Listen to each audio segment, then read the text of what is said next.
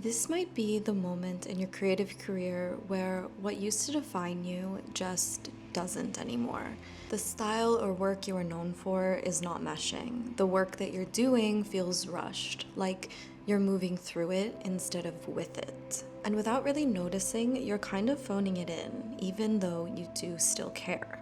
This isn't about rebranding or starting over, it's about that in-between space when you've outgrown an old creative identity, but you haven't quite figured out what comes next.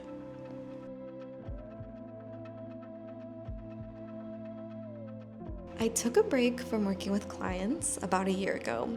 I was completely burnt out. I couldn't even think about doing any branding projects anymore.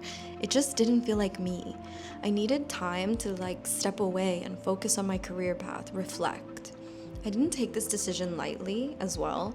To be completely honest, I probably didn't take full advantage of this decision, but at the very least, it did feel creatively freeing.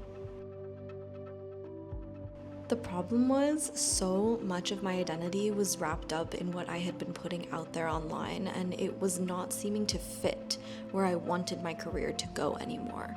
I at least made some decisions in this time away where I want to move forward with, especially with my type studio, but maybe just having one tough year was what I needed.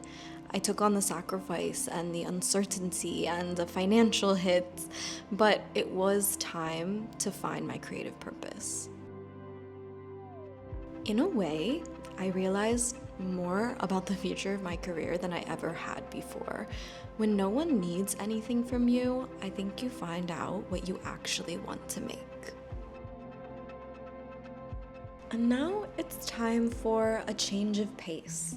In your work, if you have been feeling like you're going through the motions or not putting out what you want to be creating, I invite you to slow down. This is the most important thing of the year, slowing down. It's not just about output. It's not about Instagram likes or comparing yourself to other artists online.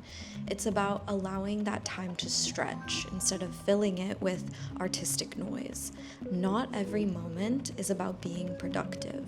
It's about being attentive. For you, it might not be the right moment to pour yourself into personal work or posting for the algorithm. Maybe this era can just be a time of going back to what you love, even outside of your work. And I'm not saying you need to take the break I did. I'm saying you need to take the time for yourself.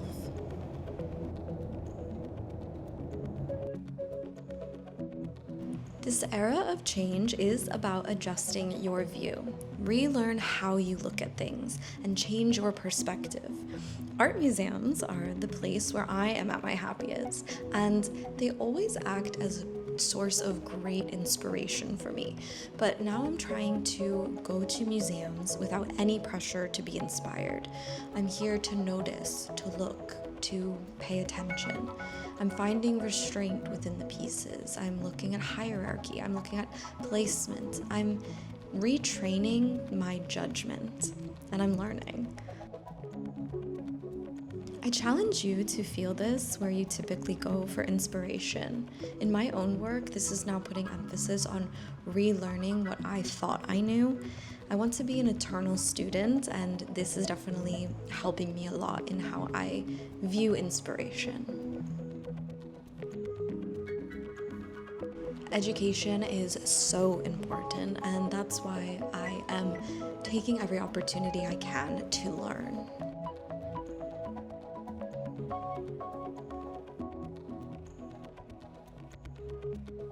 This leads me to the research, doing the work to study what I want to improve.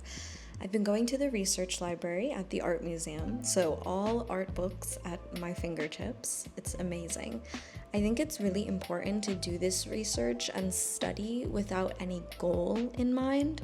So don't do this research for a specific project. It's not for a specific outcome. It's definitely to pace yourself and return to high quality work.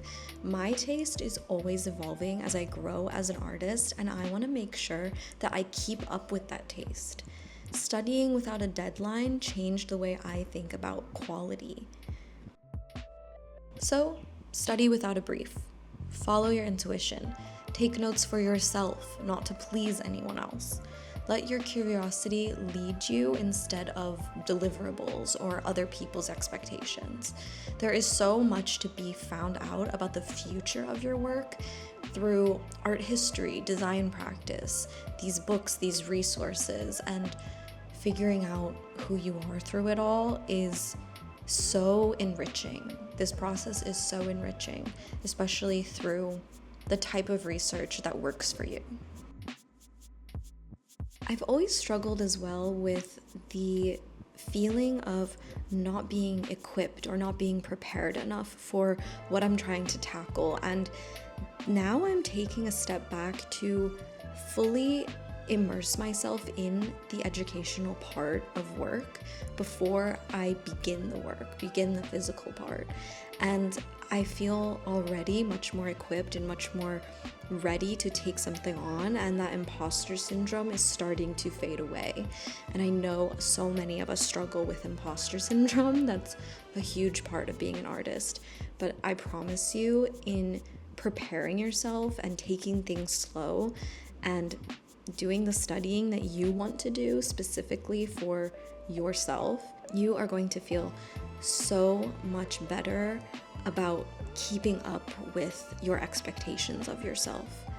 I know we all have high expectations of ourselves, where a lot of us are perfectionists, and I fully believe that you can do it once you step back into the groundwork.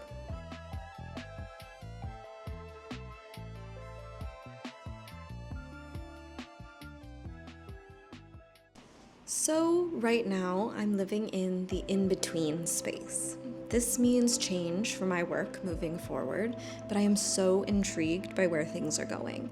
So maybe you're feeling burnt out and it's time for something new. Maybe you just want to reach new heights of what you can accomplish. Slowing down and taking the time for you is way more important than being perceived as perfect. If you take anything away from this, it's to trust yourself and your intentions more than gaining popularity or success. That will come in time. So do the research, take the time to focus on what you love, and don't rush. Outgrowing an identity isn't about becoming someone new. It's about letting go of the parts of you that are no longer working for you. You don't have to explain yourself. Trust the process, the quiet shift that is happening internally and externally. Allow yourself to go through seasons in your creativity. Sometimes the most creative thing you can do is just make space. Thank you so much for watching. I'm so happy you're here, and if this video helped you, don't forget to like and subscribe, and I will see you in my next video. Bye!